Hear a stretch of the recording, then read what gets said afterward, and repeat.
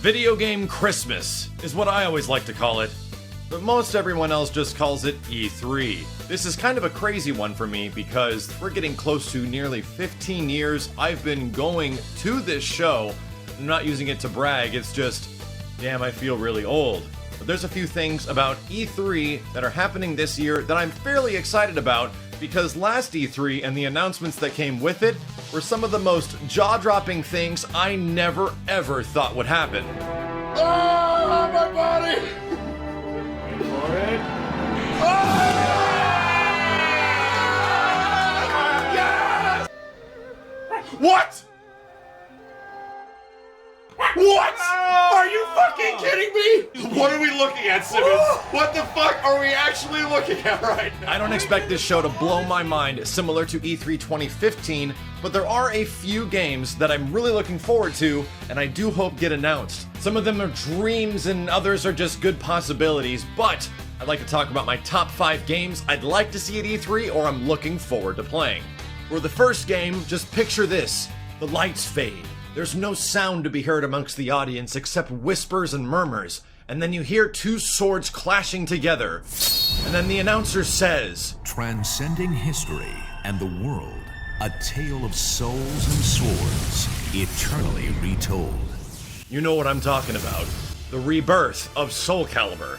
I think a lot of you guys can agree with me, Soul Calibur is an amazing fighting game series, but especially with Soul Calibur 5 and Soul Calibur 4, it seems to have lost its focus quite a bit. I still love going back to the original Soul Calibur and Soul Calibur 2, and those are some of the most cherished fighting games of all time, and I'm thinking that Soul Calibur desperately needs a reboot. Now, there's a chance that Soul Calibur could show up at this E3 because there's been a lot of talks and some small things over the past year and a half that Namco has been working on a Soul Calibur style game.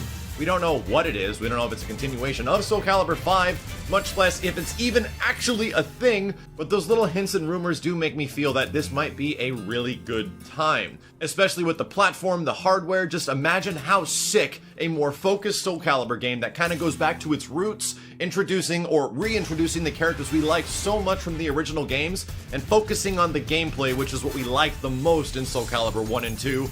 Good God. It would make me very happy, but that one's a dream and the least likely of all the games that I'm going to be talking about. The fourth game goes to something we all know exists, and there's been trailers and a lot of information over the past week. Injustice 2. We recently got a chance to play some Injustice and Mortal Kombat X, and you really see the giant differences that went between Injustice 2, Mortal Kombat X, and how much NetherRealm was able to learn as a studio in terms of making a fighting game. Now, Injustice 2, in my opinion, is looking a lot better than Injustice 1 just on a visual aesthetic. A lot more color. It kind of ditches the DC gray and dark and brown universe that we all knew from the first game, and that alone gets me pretty excited to have a bright and vibrant DC world that we get to fight in. The characters seem pretty interesting already, the facial animations look great, but it does look kind of early, so I'm really hoping that Injustice 2 is going to be playable in some way at E3 this year, so I can come back and tell you guys if you should be looking forward to it as well. For the third spot, you hear the term Resident Evil, and many different things come to mind. You think of Resident Evil 4, one of the greatest video games of all time, or you think of Resident Evil 5, and you think it's kind of like Resident Evil 4, but at least it's fun. And then you think of Resident Evil 6, and not the brightest of memories usually return. And even with the latest RE Remake Remaster, it showed Capcom that even for a game that's hella old, a lot of people were interested, and it sold way better than they were anticipating. Even Resident Evil 0 goes to show that the classic Resident Evil formula is still very fun, despite all the ridiculous hand-holding mechanics that you have to deal with in that game. All I'm saying is that Resident Evil 2 got announced not that long ago. The official "We Make It" was really not met with much else excitement because it was just a dude saying, "We make it." I want to see it. I want to see them show it. Show us the fact that they're going to do classic Resident Evil style for Resident Evil 2 and bring back Leon, bring back Claire, and make that game look absolutely fantastic in classic Resident Evil fashion. The environments can be 3D, that's no problem. Just make them look as good as they did back on the old GameCube games. And it's a really good call for Capcom to get some brownie points with people right now because over the past few games and what's happened, they don't even have enough to make a shitty cake. For the next game, you'd think that a lot more fighting games would populate this list, but there's not a lot that I'm super excited to play. but there's one that I've been waiting just to get my hands on and play, and I've been hearing and seeing so much about it for the past 2 years, and it's Tekken 7. Tekken 7 is going to be at E3 this year. There has been announcements that it's going to be showing up on stage shows, that it's going to be on like official broadcasts where they're going to be showing the game. My only hope is that Tekken 7 makes a big appearance at this E3 and actually shows some stuff and brings back characters that are missing from the roster that are going to be showing up in Japan. Fated Retribution is about to come out in Japan, the latest version that introduces Akuma, so that gets me kind of excited that they're rearing up and actually gearing that freaking console version. It's been so long, like I feel like this game has been out for years and I just have barely ever even had the opportunity to play it, and I hope that E3 presents that opportunity because I would love to love Tekken all over again. Now, my number one game that I'm looking forward to at E3 is something that's going to be fairly obvious to you guys, based on the reaction video, at least from last year. They pushed the fucking button with urgency. I'm fucking up today. Ready to get hype.